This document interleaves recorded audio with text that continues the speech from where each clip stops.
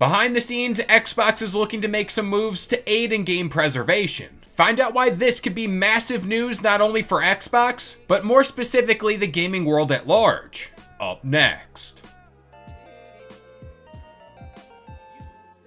What's going on, guys? It's Kalo, and I'm here to give you the lowdown on all things gaming.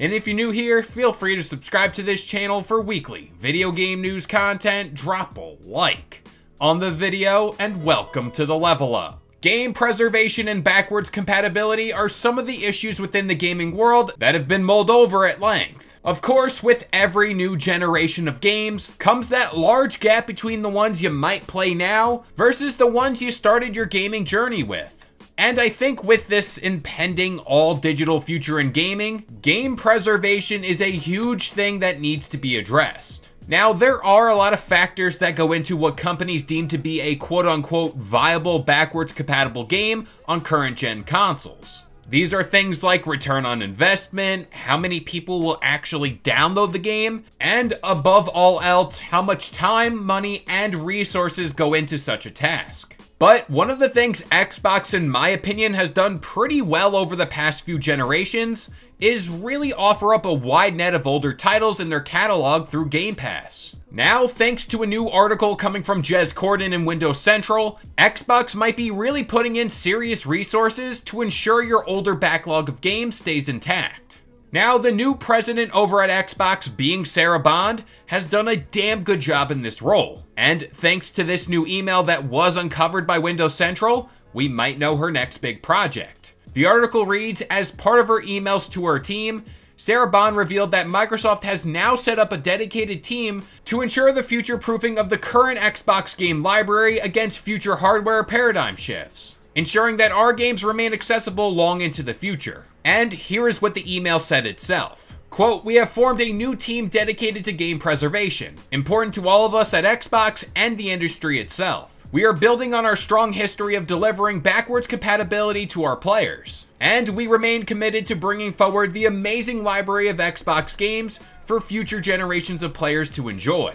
And I quite honestly think this is such a great move on Xbox's part. While I don't play every game under the sun here, just seeing how so much is coming out week to week, there are older games in this timeline that people hold near and dear to their hearts. And I'm sure if you're like me with Skyrim, you kind of want to pop back into these older games just to kind of relive the good old days.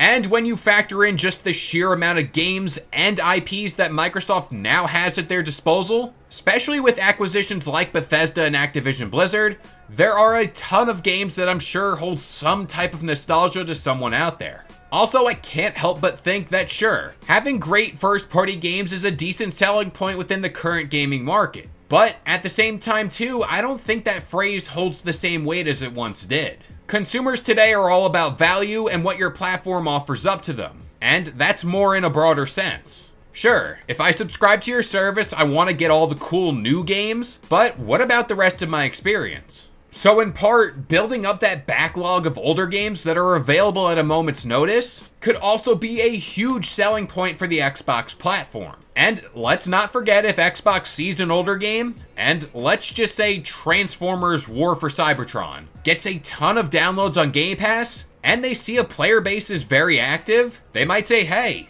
let's drop a whole new entries in the series down the road.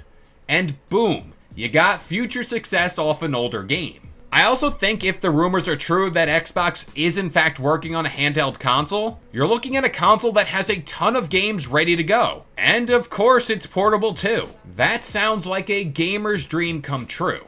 But with all that being said, I'm gonna pass this question off to you guys. What do you think of this move by Xbox towards backwards compatibility? While not every game on Game Pass has the same fanfare, I think that's just the way things are, it will eventually get some type of revenue for Xbox, so I think this is a win-win. Also too, I don't know if you guys are wrestling fans out there, but WrestleMania 40 just went down. I am quite tired, but I wanted to get this video out.